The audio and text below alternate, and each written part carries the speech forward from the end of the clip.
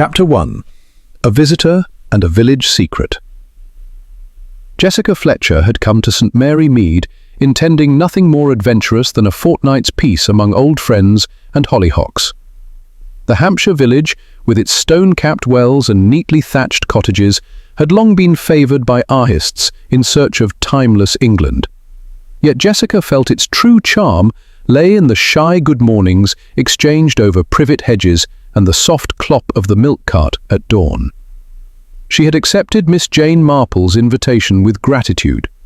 Summer in Cabot Cove could be frantic, and a quiet English garden promised the perfect antidote. Miss Marple herself awaited Jessica at the little halt where the single coach train sighed to rest. Silver hair tucked beneath a straw hat, she greeted her visitor with a warm clasp of gloved hands. "Such a pleasure, Mrs. Fletcher. I do hope our sleepy backwater won't bore you dreadfully." "Boredom," Jessica smiled, hefting her valise, "is something that rarely lasts long around either of us." They shared an amused glance, two women whose reputations for finding trouble were the stuff of coffee morning legend, before stepping into the butter-coloured sunshine. St Mary Mead appeared unchanged since Jessica's last visit for a literary luncheon some years earlier. Clematis still clambered up the vicarage walls, and the spotted dog still advertised pie and pickle, 1 shilling, on its crooked sign.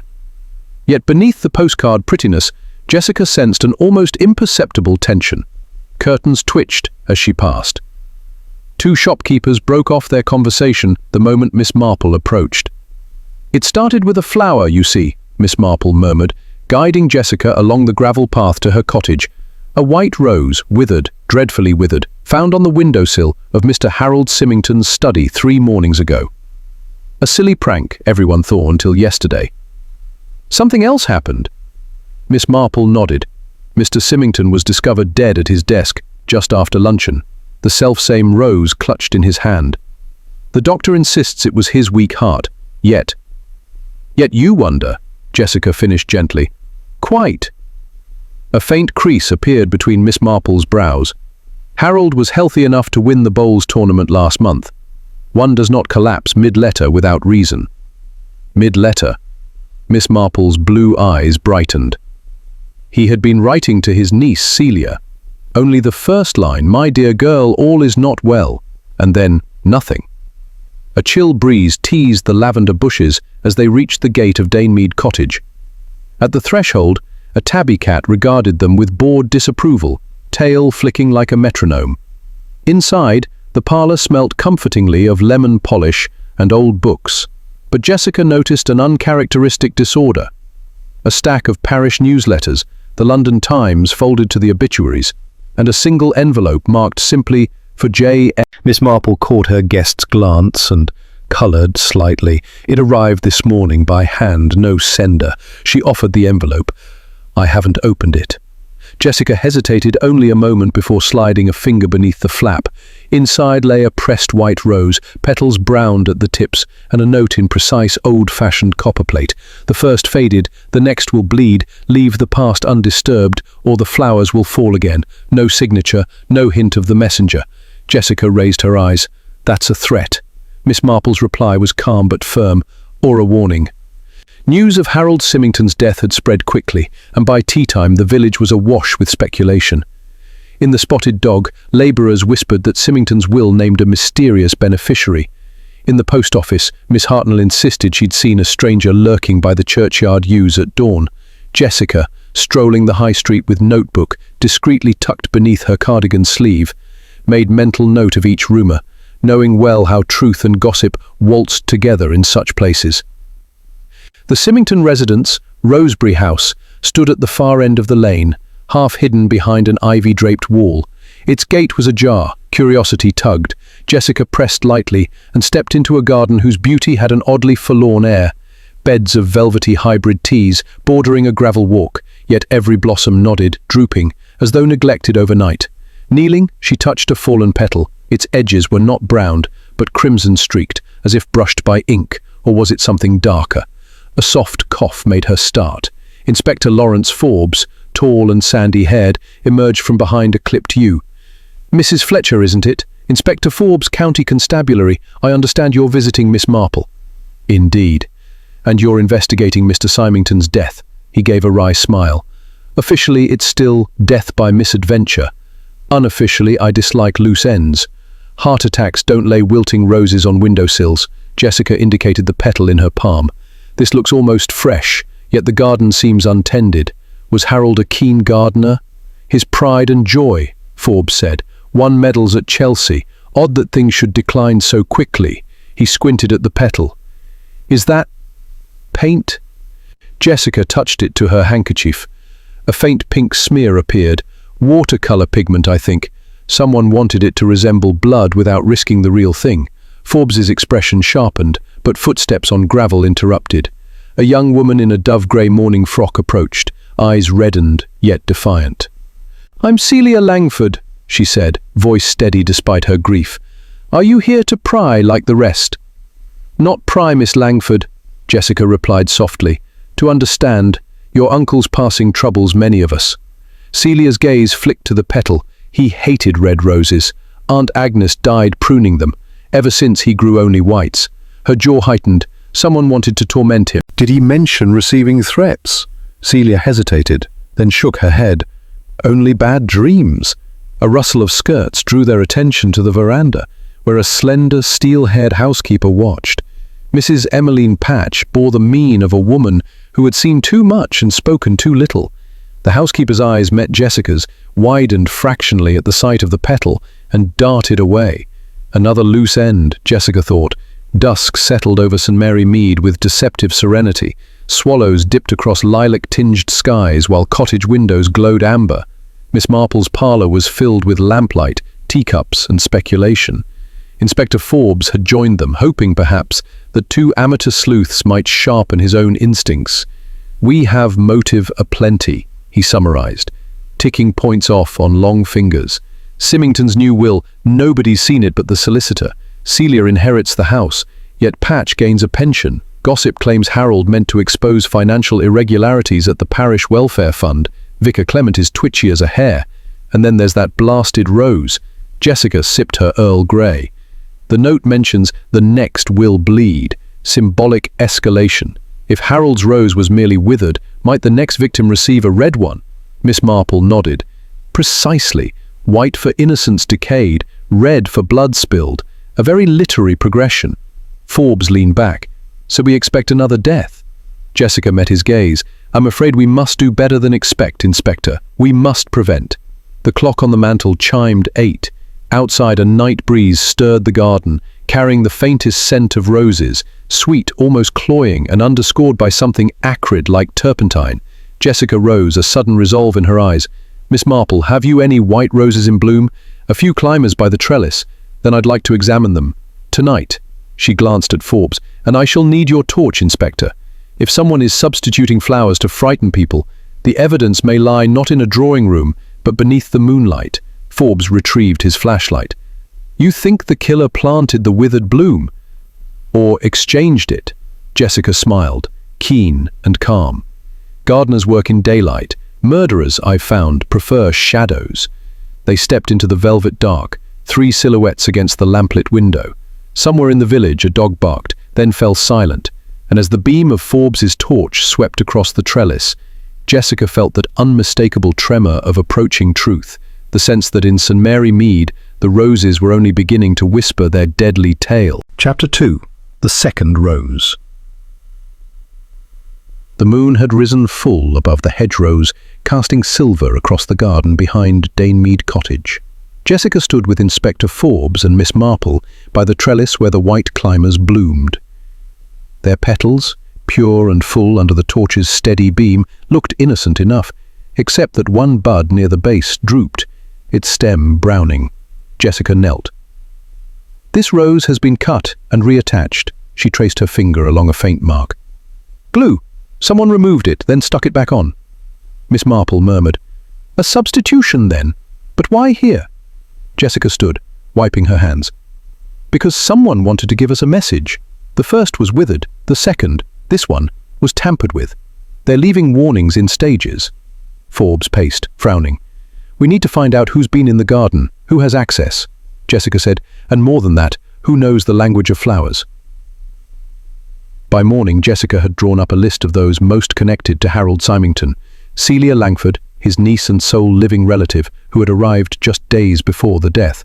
Mrs. Patch, his housekeeper of over 30 years, trusted and ever watchful. Reverend Clement Ashcroft, the vicar who once clashed with Symington over the allocation of charity funds. Vivian Elcott, a retired artist who lived 2 doors down and painted only flowers, roses in fact. Malcolm Trent, the solicitor and executor of Symington's estate, now missing the supposed new will. Jessica and Miss Marple agreed to pay Mr. Elcott a neighbourly visit. His thatched cottage, Honeystone Lodge, was wrapped in climbing roses of every variety, pink, gold, ivory. Vivian Elcott answered the door with yellow paint streaking his fingers and a cardigan buttoned wrong. "Ah, ladies, come to inspect the madness?" Jessica smiled warmly. "Just admiring your garden. Your white roses are magnificent." Elcott laughed. "A guilty indulgence. Though I hear poor Harold's obsession turned fatal." Jessica tilted her head. "You two were friends?" Elcott shrugged. "More like chess opponents. He liked to lecture, I liked to provoke." He led them through to a studio room that smelled of linseed oil and turpentine. Easels surrounded a half-finished canvas, a single rose with droplets at its edges, painted bright crimson. Miss Marple's voice was deceptively mild. "That's rather striking, Mr. Elcott. Red roses aren't your usual motif, are they?" He gave a wistful smile. "Grief brings out strange colours." Jessica narrowed her eyes at the brushwork. "May I ask, have you ever painted flowers for others?" "Oh yes, I sold several pieces locally. Symington bought one for Celia's birthday last year." He waved toward a bookshelf. "Check the invoice book if you like." They didn't have to. What Jessica had come to see was already clear. Elcott used a distinctive rose-red blend, too bright for natural pigment, almost theatrical. Outside, Miss Marple whispered, "Do you think he forged the second rose?" "I think someone used his paint, if not his hand," Jessica said. "We need to talk to Celia again. She's at the centre of this, either as target or as bait." Celia Langford was not at Rosebery House when they called. Mrs. Patch met them instead, wringing her apron in unusually open distress. She went to the church, the housekeeper said. Something about her aunt's grave. Jessica blinked. "Agnes Symington." Mrs. Patch nodded. The rose beds were her pride. When she died, the master forbade red blooms, said they were cursed. Jessica looked to Miss Marple. "The symbolism runs deeper than we thought." At the churchyard, they found Celia kneeling by a headstone, clutching a letter. When she saw them, she stood, her eyes red-rimmed. "It's happening again," she said, her voice low. "Look," she handed the note to Jessica. Pasted letters from a newspaper spelled, "Second bloom fallen. Next comes the thorns. Blood demands tribute." Jessica's spine prickled. "Was this posted to you?" "Delivered. In my coat pocket. I found it an hour ago." Miss Marple examined the pasted letters. "The clippings are from the Morning Clarion, only stocked at Mr. Peabody's shop." Jessica pocketed the note. "And the last line, it implies a sacrifice. Whoever is doing this wants us to fear something old, something left undone." That evening, the village was abuzz. Rumours flew. The vicar was being blackmailed. Celia was a secret heiress. Mrs. Patch had once poisoned her employer. In The Spotted Dog, Jessica overheard whispers that Symington had a journal filled with secrets, but no one knew where it was. She made a quiet decision. She would visit Rosebery House alone after supper. The house was dark except for a single light in the study. Jessica, cautious but resolute, knocked and entered. Mrs. Patch sat stiffly, her hands clasped over a book. "You came," she said softly. "I thought you might." Jessica's eyes narrowed. "Is that Mr. Symington's journal?" Mrs. Patch hesitated, then held it out. "He wrote everything in here. The charity fraud, the affair with the artist's wife, the threats from someone calling themselves the gardener." Jessica opened the book. Names, dates, secrets buried in tidy lines of ink. "He meant to expose it all," Mrs. Patch whispered. But someone knew, someone who feared the truth. Just then, a sharp crash shattered the silence. The study window. A white rose lay on the sill. This one streaked vividly with real blood. Jessica gasped. "The third rose." Mrs. Patch backed away. "This has to stop." Jessica turned toward the door. "It will. We need to speak to the vicar tonight." Chapter 3. Secrets in the Vestry. The vicarage stood dark and still under the watch of a half-clouded moon. Its ivy-clad eaves and crooked chimneys gave it the look of a slumbering creature, reluctant to wake. Jessica, flanked by Miss Marple and Inspector Forbes, summoned discreetly via telephone, approached with a sense of increasing urgency. Inside, the vicar, Reverend Clement Ashcroft, was seated at his desk beneath a low lamp, polishing his glasses with the air of a man expecting confession, or perhaps preparing one. He rose when they entered, his expression troubled. "Mrs. Fletcher, Miss Marple, Inspector," he greeted with a nod. "I suppose you've come about the latest incident." Jessica stepped forward. "You've heard." "I've seen." Another rose stained with blood, or what I very much hope was only red ink. Left on the churchyard gate, not an hour ago. It's been removed now, but the message is clear, isn't it? His voice dropped. "Someone wants to awaken the ghosts of this parish." Jessica gave a brief nod. "You served here during Agnes Symington's time. You knew the family well. Was there anything left unsaid? Any grudges that linger?" Ashcroft sat again, folding his long fingers before him.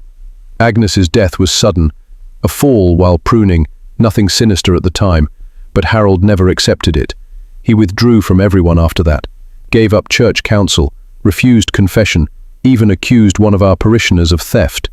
"Whom did he accuse?" Forbes asked sharply. The vicar hesitated.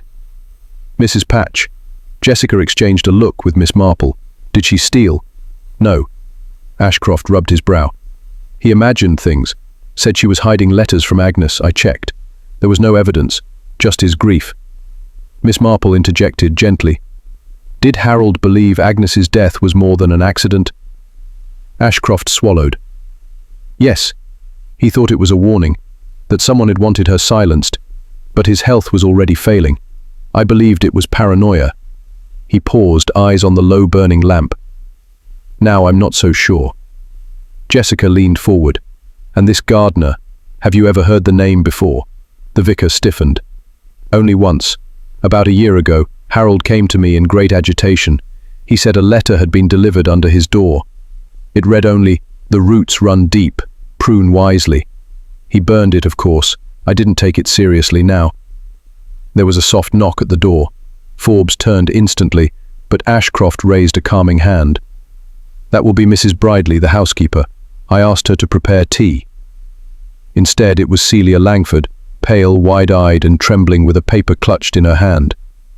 "I found another one," she whispered. "In the folds of Uncle's will. It was hidden inside the envelope."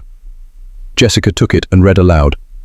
"The roses grow on secrets buried, disturb the soil again, and blood will feed the bloom." Forbes's brow furrowed. "This is escalating." Back at St Mead cottage, Jessica studied the 4 notes, arranging them in sequence. The first, faded. Second, bloom fallen. Next comes the thorns. Blood will feed the bloom. "A metaphorical cycle," she murmured. "Decay, fall, pain, death. Someone is staging this like a performance." Miss Marple poured tea, or a garden. The language is deliberate. Someone familiar with horticulture, or at least symbolism. Jessica nodded. The person must have known Agnes well, her love of roses, and Harold, which means they were part of that household or very close to it. Forbes, who had joined them once more, frowned. "Let's consider motive. Mrs. Patch gets a pension in the new will, but Harold suspected her of betrayal. Celia inherits the house, but if she feared exposure for some family secret..." Jessica stopped him with a raised hand. "No, Celia's been the target, not the architect. These messages are meant to terrify her." "For what purpose?" Miss Marple asked. Jessica turned slowly toward her. "To get her to leave, to vacate Rosebery House, perhaps so someone else can search for something, or so a secret dies with her." Later that evening, Jessica returned to Rosebery House alone. Celia had gone to stay the night at the vicarage for safety. The house was silent, but not abandoned. Mrs. Patch moved softly through the halls, dusting as though the world had not changed. Jessica stepped into the study once more. The journal still lay on the desk, closed now, but the rose-streaked window pane remained cracked. As she examined it, her fingers brushed something beneath the desk, a torn envelope. Inside it, a single pressed red rose. But more than that, a key. Old, iron, worn. Jessica called softly, "Mrs. Patch?" The housekeeper appeared in the doorway, visibly startled. "I found this," Jessica said gently. "It was hidden." Mrs. Patch paled. That belonged to Agnes." Jessica approached. "It opens something, doesn't it? Something Harold never found." After a long pause, Mrs. Patch nodded slowly. "There's a compartment, in her rose chest, hidden under the velvet liner. Harold never knew." Minutes later, Jessica stood before the old wooden chest in Agnes's sewing room. With the iron key, she opened the hidden drawer. Inside were 5 letters, tied with blue ribbon, each addressed to a different person. Agnes had known something, suspected someone. Each letter contained observations, worries, and a final confession. She had discovered financial misdeeds within the parish charity and had written a letter to be delivered to the bishop. Jessica gasped. She never sent it. A note lay atop the final envelope, written in rushed, shaky script. "If anything happens to me, find these. The gardener watches. The gardener knows." Jessica stood still for a long moment, then whispered, "It was never about roses. It was about roots, the roots of a crime." At dawn, Jessica called a meeting. Inspector Forbes, Miss Marple, Celia, and Mrs. Patch gathered in the drawing room. Jessica presented the letters. Agnes discovered that funds meant for the village poor were being embezzled through the vicarage committee. She documented everything, but before she could send the letter, she died. Celia's voice was barely audible. "Do you think she was murdered?" Jessica looked at Forbes. "I do." Miss Marple spoke gently. "And the killer knew that Harold was getting close. The threat notes were to frighten Celia away, to prevent discovery of this hidden drawer, but someone didn't count on Jessica." Jessica fixed her eyes on Mrs. Patch. "You knew these letters existed?" Mrs. Patch nodded slowly. "Yes, but I didn't send them. I loved Agnes, but I was afraid. And then Harold became obsessed. He thought it was me.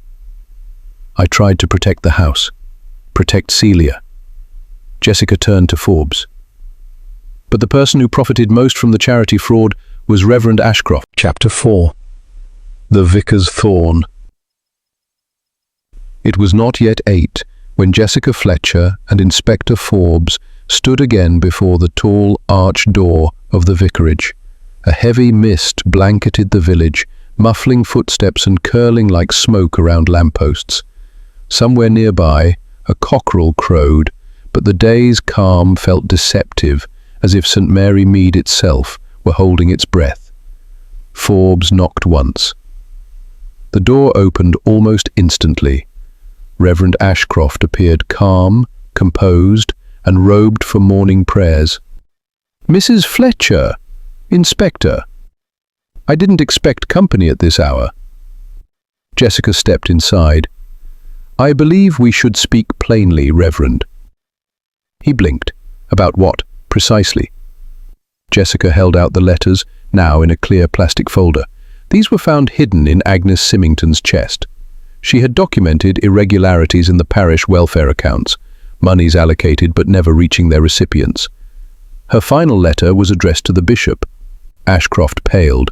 "I believe," Jessica continued evenly, "that she confronted someone about it.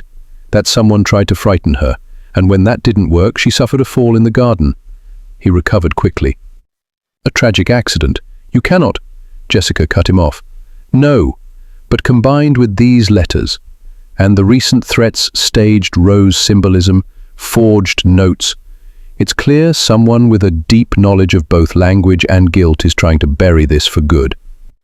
Forbes added, "The handwriting on the pasted notes was traced to cuttings from the Morning Clarion.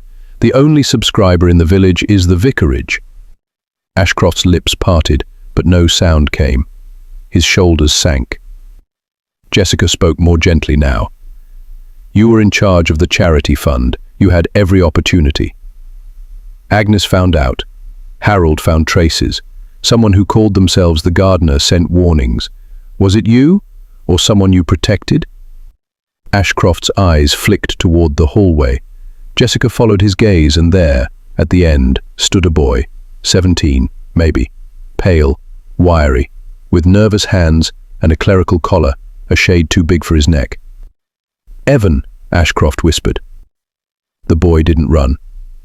They sat in the drawing room, as the story unspooled.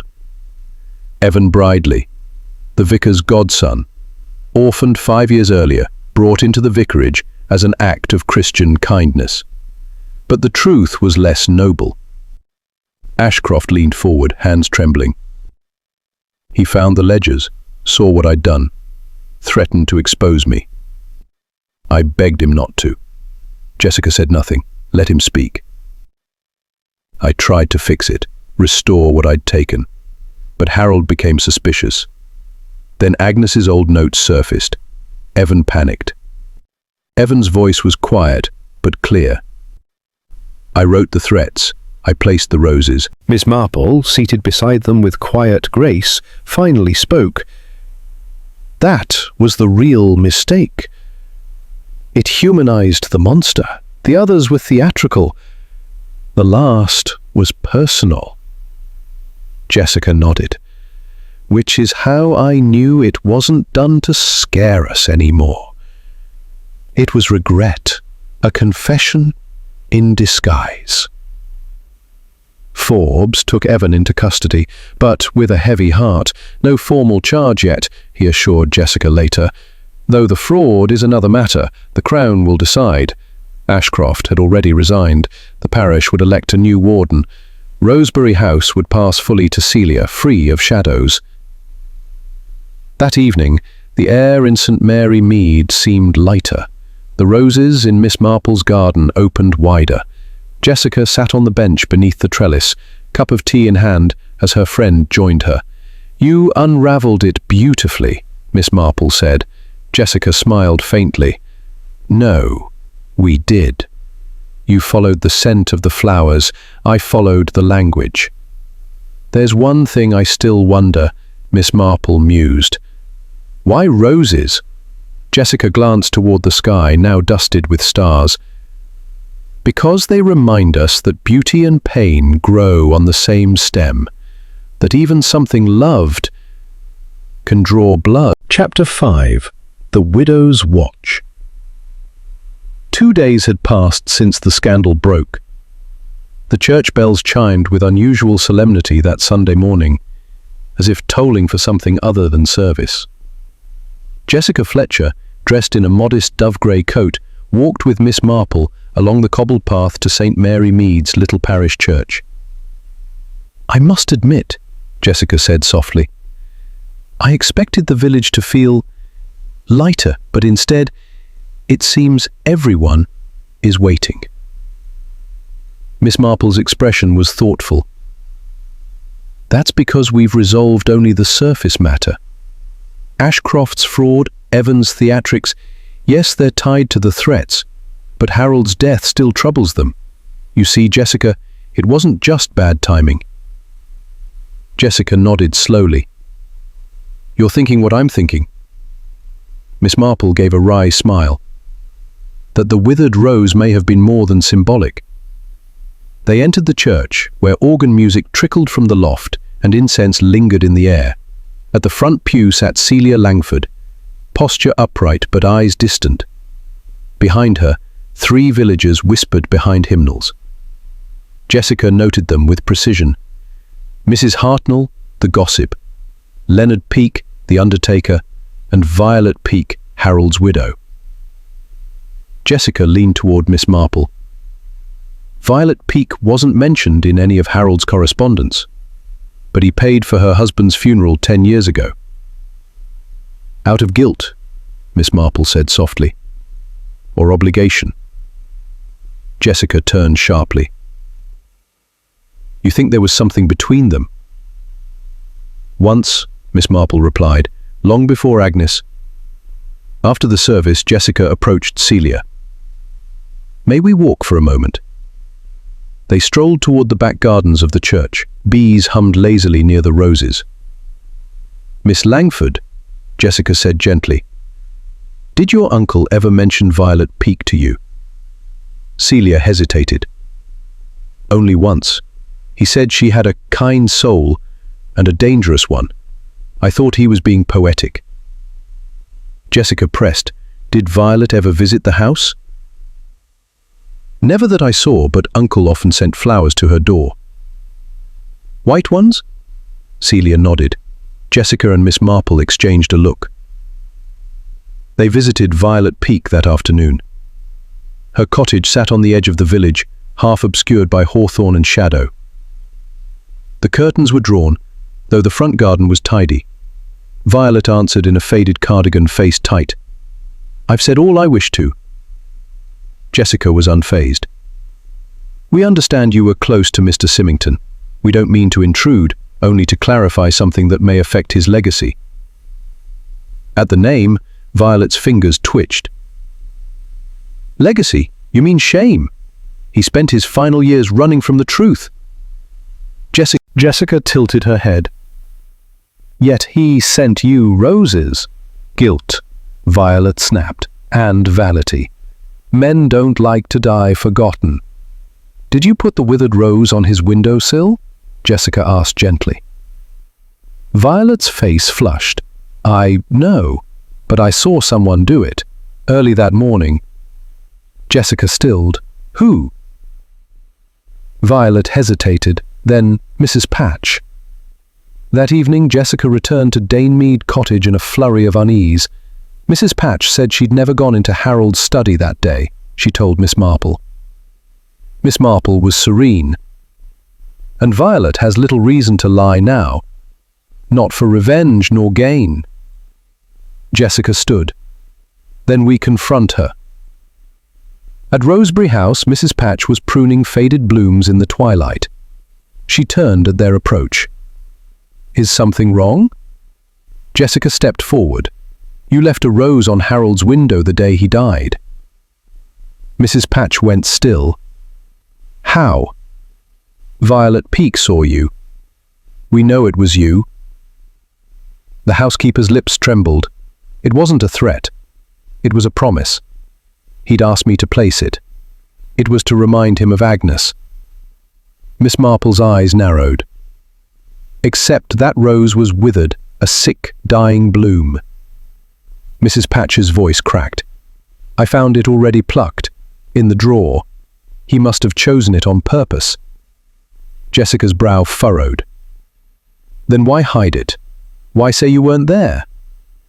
Tears spilled now. "Because I wasn't supposed to be near him anymore. He'd accused me, called me a thief. But when I saw that rose, I knew. He forgave me."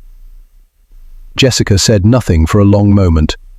Then quietly, "And the note in your handwriting?" "My dear girl, all is not well." Mrs. Patch blinked. "You finished the letter," Jessica said. "After he died." Mrs. Patch covered her mouth. "How did you know?" "The ink," Jessica replied. "Two tones. The start was darker, older, the rest newer." Mrs. Patch sobbed. "I couldn't let him die without saying something. I just wanted Celia to know he cared." Jessica put a hand on her shoulder. "You weren't covering up a murder. You were trying to mend a broken line." That night, as the stars bloomed over St Mary Mead, Jessica wrote a final entry in her journal. "Harold Symington died of natural causes, but his death was surrounded by unnatural shadows, guilt, secrets, and the weight of choices left too long unspoken. It was not poison or blade that killed him, but the pain of a lifetime burdened by silence." And beneath it, in smaller script, "Sometimes the dead don't need justice, only understand it." Chapter 6. A Keyhole to the Past. A quiet drizzle shrouded the village in a soft hush the next morning, and the scent of wet earth clung to every hedgerow. Jessica Fletcher awoke early, her mind already spinning. Despite the heartfelt admissions of Mrs. Patch and the apparent closure surrounding Harold Symington's death, something continued to itch at her. A single detail, small yet insistent, like a pebble in a shoe. She sat by the window at St Mead cottage, stirring her tea slowly. Miss Marple, always attuned to her guests' moods, placed a saucer down beside her and sat across with a curious smile. "You're still chasing threads, aren't you?" Jessica nodded. "The timeline, Jane. Something doesn't fit." Miss Marple tilted her head. "Do you mean Harold's last movements?" Jessica opened her notebook. "He supposedly died mid-letter, sometime between 1 o'clock and the maid's return at 2:30. Yet a neighbour, Mr. Fenwick, claims he saw Harold at his front gate around 1:15 speaking with a man in a dark coat. If that's true, he couldn't have collapsed while writing the letter, because the letter was already half written by then. Miss Marple frowned. Which means someone else must have written those opening words, someone who wanted us to believe Harold had just begun. Jessica met her eyes. That someone staged the scene. Jessica and Inspector Forbes met at Rosebery House that afternoon, returning once again to Harold's study. The room was silent now, less eerie, more resigned. Jessica paced slowly, eyes roaming the desk, the clock, the high bookshelf. "Who found the body?" she asked. Forbes answered. "Mrs. Patch." She returned from the market and found Harold slumped over the desk. And no one else was seen in or out? Not by the neighbours? Jessica's gaze paused on the wastepaper basket. She bent down and extracted a crumpled envelope, one that hadn't been there before. "Odd," she murmured. "A bill from a local locksmith, dated the day before Harold died." Forbes took it. "He had something locked." Jessica pointed to the lower drawer of the desk. "That one's always been jammed. Mrs. Patch said it hadn't opened in years." With effort, Forbes forced it open.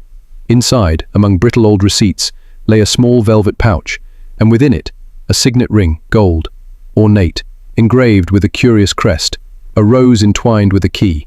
Jessica inhaled sharply. "That's not Harold's." Forbes frowned. "No initials?" "No, but I've seen that emblem before." They went straight to Vivian Elcott. The elderly artist greeted them in his usual disheveled charm, smudges of charcoal across his cuffs. He welcomed them into his studio, where the scent of turpentine clung to the air like a second skin. Jessica approached a dusty frame leaning against the wall. "This painting, you showed it at the village fete 3 summers ago. The crest on the vase, it's the same rose and key." Elcott nodded slowly. "It's the emblem of an old Hampshire guild, the Rosicrucians, or so they fancied themselves, amateur mystics. Harold was a member once, so was—" He hesitated. Jessica's voice was soft but sure. "So was Malcolm Trent, wasn't he?" Elcott blinked. "Yes." They were close. Argued fiercely about something, just before Malcolm moved away. Forbes stepped forward. "Malcolm Trent, the solicitor, handled Harold's affairs, and now he's vanished. No will, no forwarding address, no explanation." Jessica murmured, "What if Harold found him out? If Malcolm had been manipulating accounts, not just the charity fund, but Harold's own estate?" Elcott sighed. "It wouldn't surprise me. Harold mentioned betrayal before he died, said he had one last route to pull." Jessica exchanged a grave look with Forbes. "Then the real question is, what route did Harold try to dig up?" They returned to the vicarage that evening to speak once more with Evan Bridley, now under gentle house watch rather than formal arrest. He was sullen but cooperative. "I never saw Malcolm myself," Evan admitted, "but I heard Uncle Reverend Ashcroft arguing with him a few months ago. They spoke in the vestry. I was polishing the candlesticks. They didn't see me." "What were they arguing about?" Jessica asked. "Money," Evan said. "But also, papers. Malcolm said something like, 'You'll never find it. It's buried deeper than your guilt.'" Forbes looked puzzled. "Buried what?" Evan shrugged. "I don't know. But after that, Reverend Ashcroft had a box delivered from London. Said it was for records. He locked it in the vestry." Jessica's eyes narrowed. "May we see it?" The church vestry was cool and dim, lined with hymnals and brass crosses. In the corner stood a heavy wooden chest. Forbes pried it open with a crowbar. Inside was a mass of files, ledgers, and at the very bottom, an oilskin folder marked Rosebery Trust. Jessica unfolded the papers. "This is it. A second will." Forbes read over her shoulder. "Harold left everything to a private charity, one Malcolm controlled. Not Celia, not even Mrs. Patch." Jessica's voice was low. "He never signed it. But Malcolm forged it, then replaced the original after Harold died, or meant to, until Harold discovered it." Forbes said grimly, "And now he's run." Jessica stepped back. "No, he's hiding." The next morning, a call came from a guest house in Bath. A man matching Malcolm Trent's description had collapsed after breakfast, muttering about roses and poison. He had checked in under the name Mr. Rosewell. By noon, he was in custody. The truth spilled fast. The fraudulent will, the embezzlement, the desperation. Malcolm hadn't killed Harold, he swore it. But he had come to Rosebery House that afternoon, argued bitterly, and left, unaware Harold's heart wouldn't withstand the confrontation. He died of rage, Malcolm wept, and I ran like a coward. Jessica's face remained still. You didn't kill him, but you tried to erase his last truth, and you might have succeeded if not for a withered rose. That evening, Jessica walked alone through St Mary Mead, her coat collar turned up against the wind. The roses at Rosebery House were in bloom again, white, full, and fragrant. She paused beside one and whispered to the empty air, "Rest now, Harold. Your roots are finally unearthed." Chapter 7. The Gardener's Shadow. Rain lashed the cobblestones the following morning, casting the village of St Mary Mead into a wash of grey. Jessica Fletcher stood at the parlour window of Danemead Cottage, watching the storm trace silver threads down the glass. In her hand was the final page of Harold Symington's real will, signed, dated and witnessed not by Malcolm Trent, but by someone no one had yet thought to question. Jessica turned to Miss Marple, who sat knitting with practiced calm.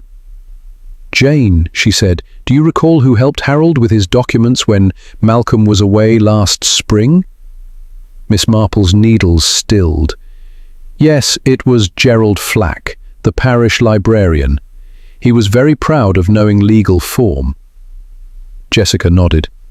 "I think it's time we paid Mr. Flack a visit." Gerald Flack lived above the library, in a flat filled with stacked volumes and the faint smell of mildew. A nervous man with thinning hair and a penchant for tweed, he opened the door with evident surprise. "Mrs. Fletcher? Miss Marple? I'd heard you were snooping about, but I didn't expect you on my doorstep." Jessica smiled politely. "Not snooping, Mr. Flack, investigating. May we come in?" He hesitated, then stepped aside. The interior of the flat was as cluttered as a scholar's attic. Papers, books, old rose catalogues, and 3 identical white porcelain vases filled with drying petals lined the windowsill. Jessica's eyes settled on the petals. "You're fond of roses." Flack gave a self-conscious shrug. "They're a hobby, hybridization. I've always admired their symbolism, purity, secrecy, grief." "Like the ones left for Harold," Jessica said mildly. His smile faded. "We found the signed version of his will," she continued. "You were the witness, Gerald, and the signature matches perfectly.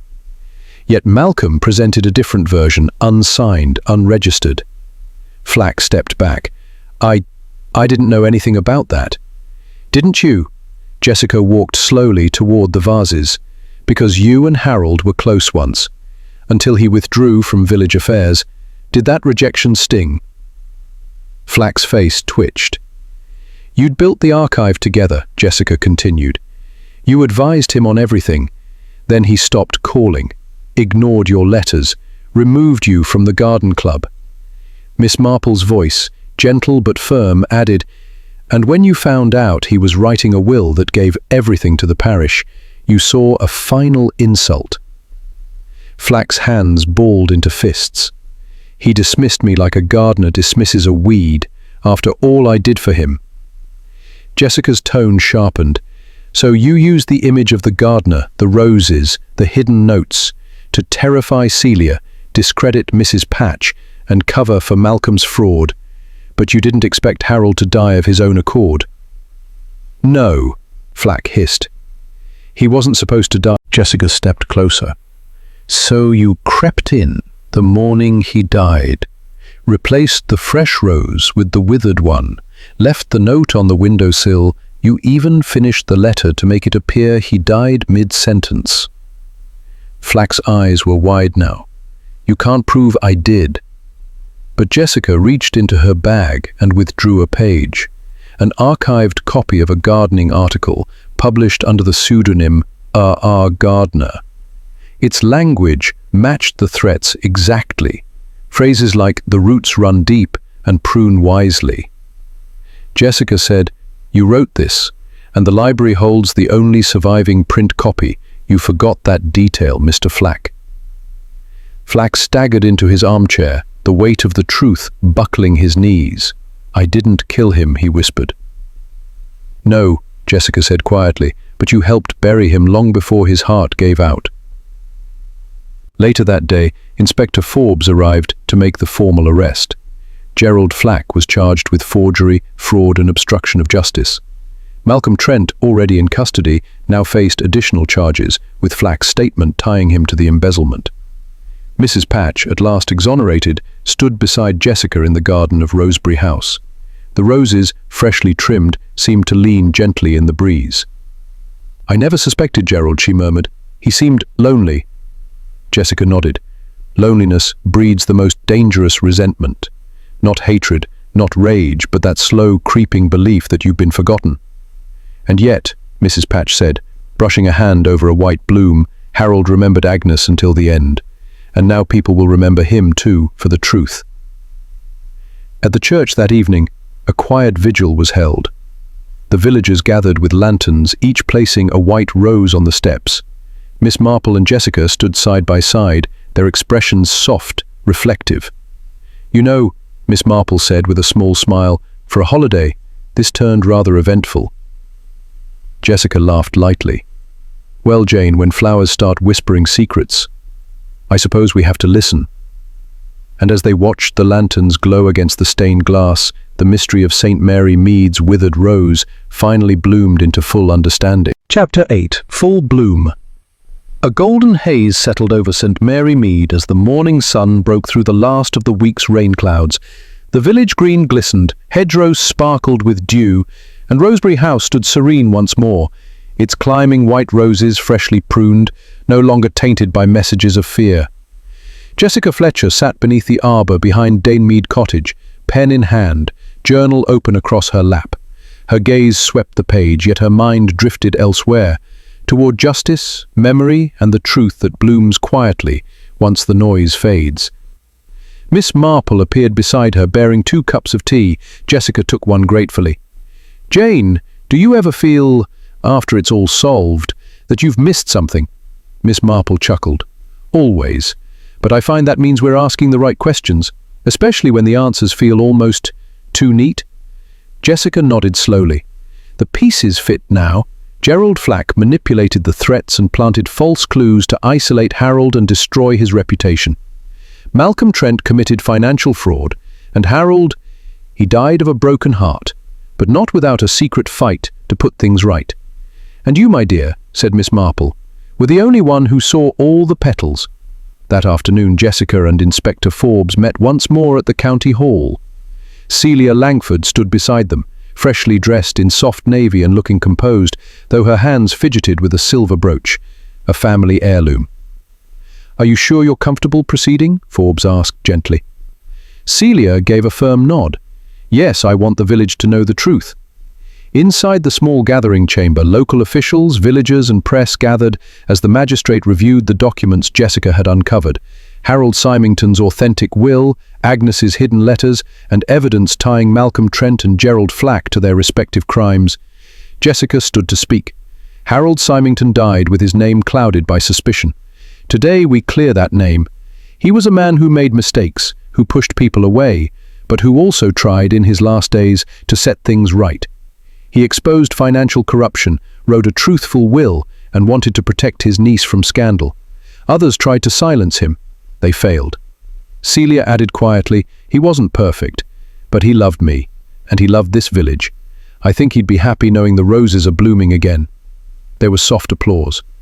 Later, as Jessica walked alone past the churchyard, she paused beside Agnes Symington's grave. A fresh white rose had been placed there, simple, unmarked. Jessica smiled gently. She moved on to the library steps where a closed sign now hung in the window.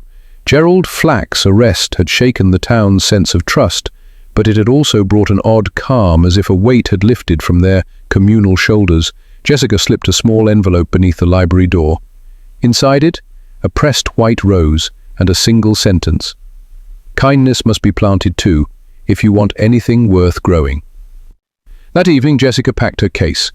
Miss Marple helped fold cardigans and tuck books into corners of the valise. "Back to Cabot Cove," Jessica said wistfully. "You'll be back?" Miss Marple smiled. "Murder seems to follow you as reliably as my begonias follow the sun." Jessica laughed. "Well, I must admit there's nowhere quite like St Mary Mead. Mystery in every cottage, secrets in every rosebed." As they walked together to the station, they passed the vicarage, the florist, the spotted dog. each a stage that had played its role in the drama. Villagers waved shyly, now understanding that it was not scandal but sunlight that should follow the truth. At the platform, Inspector Forbes met them with a nod. "Train's on time," he said, then added with a wry smile, "but our village won't be the same without you." Jessica shook his hand. "Try to keep it murder-free until next time." He chuckled. No promises. The whistle blew. Jessica boarded. As the train pulled away, Miss Marple lifted a hand in farewell, her figure receding into the warm light of a village restored. Jessica opened her notebook, scribbled one last line before the countryside blurred past. "A rose begins in darkness, hidden from view, but with patience, care, and a little pruning, the truth always comes into bloom."